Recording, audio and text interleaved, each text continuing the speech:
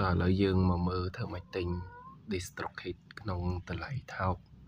គេ discount 50%អញ្ចឹងយើងត្រូវមាន mail ជាមួយនឹង link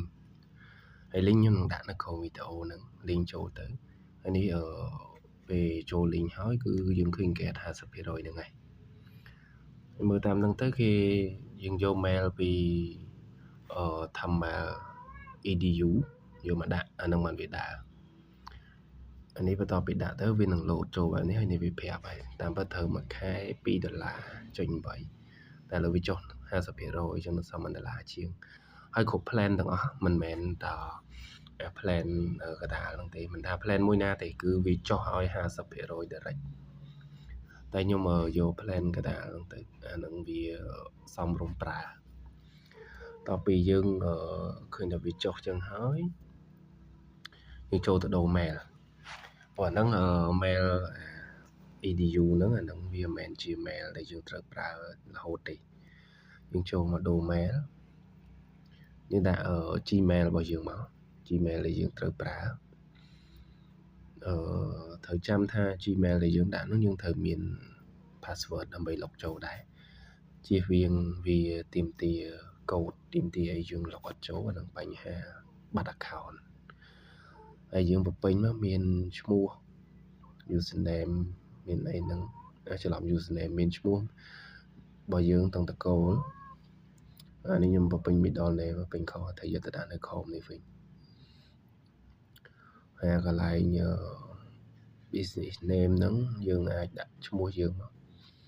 ឬក៏អ្នកទាំងអស់គ្នាចង់ដាក់ឈ្មោះអ្នកទាំងអស់គ្នាដែលគិតថាជាឈ្មោះ business របស់យើងក៏ដាក់ទៅហើយចំណែកប្រទេសនេះយើងយកនេះវាលោត Sweden ណាអញ្ចឹងយើងអត់ត្រូវយក Sweden ទេយើងត្រូវយក Cambodia អាត្រង់នេះខ្ញុំហៅវាយូរបន្តិចដោយសារខ្ញុំមើលអក្សរខុសយើងមើលតាមជួរមកណាវាមានពី A ដល់ Z អញ្ចឹងយើងហៅអក្សរណាកន្លែងម្ដុំ C មកនេះខ្ញុំមើលអក្សរ G ជាអក្សរ C អញ្ចឹងឲ្យខ្ញុំអូសទៅនឹងរៀងយូរតែបើអក្សរ C វានៅលើអាត្រង់ហ្នឹងរៀង C ពេលដែរខ្ញុំខ្ជិលកាត់វីដេអូចោលនេះអក្សរ C ដល់អក្សរ C នេះ Cambodia យក Cambodia ហើយយើងពេញ address របស់យើងមកទីតាំងរបស់យើងហ្នឹងដោយសារខ្ញុំធ្លាប់ពេញនៅលើ platform ផ្សេងៗអញ្ចឹងអានេះវា load auto ឲ្យដែរអញ្ចឹងយកតាមហ្នឹងទៅហើយចុច text ចុច password ដែលយើងបានដាក់មុនហ្នឹងចុច save អូនៅលេខទូរស័ព្ទមួយទៀត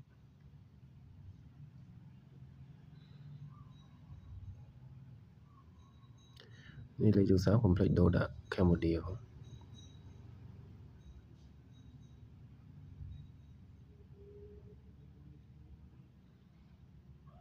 តើមកចុច save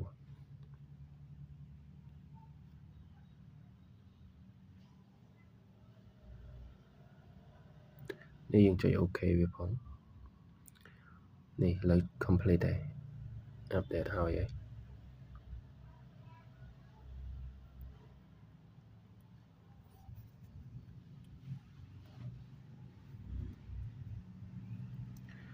ឡូវយើងចូលមក pay តទៅមួយនឹង DistroKid វិញ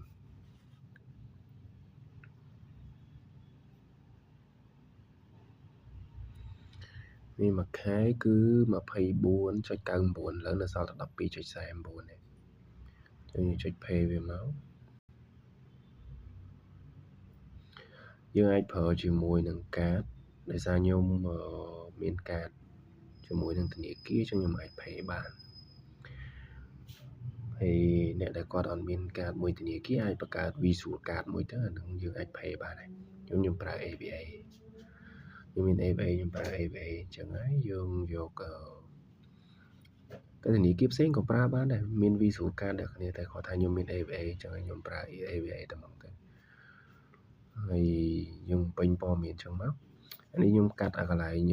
security code បន្តិចដោយសារចង់ឲ្យឃើញអាហ្នឹងវាជា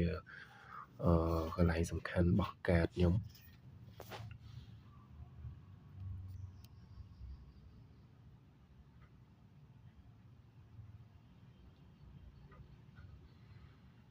នេះវា load ឲ្យយើង confirm ជាមួយនឹង OPT តែនេះខ្ញុំអត់ confirm OPT ខ្ញុំចុចconfirm ជាមួយនឹង app របស់ទូរស័ព្ទ AVA ច្រឡំ app របស់ទូរស័ព្ទ AVA app របស់ ABA និយាយទៅចង់បន្លាន់ខ្ញុំ confirm វាទៅវា auto កាត់ទៅមកនេះវាឲ្យយើងពេញធ្វើ FA តាក់ទងជាមួយនឹង SIM របស់យើងណាវាផ្ទៀងផ្ទាត់លេខកូដឥឡូវ congratulation អញ្ចឹងយើងទិញបានជោគជ័យហើយអញ្ចឹង DistroKid របស់យើងធ្វើការទិញបានជោគជ័យឥឡូវនេះគឺអាច upload ចម្រៀងបានហើយអញ្ចឹងវីដេអូក្រោយខ្ញុំនឹងប្រាប់បន្តពីការបំពេញ payment ក៏ដូចជាការ upload បទចម្រៀងចូល DistroKid ដើម្បីរកលុយជួបគ្នានៅវីដេអូក្រោយបាយ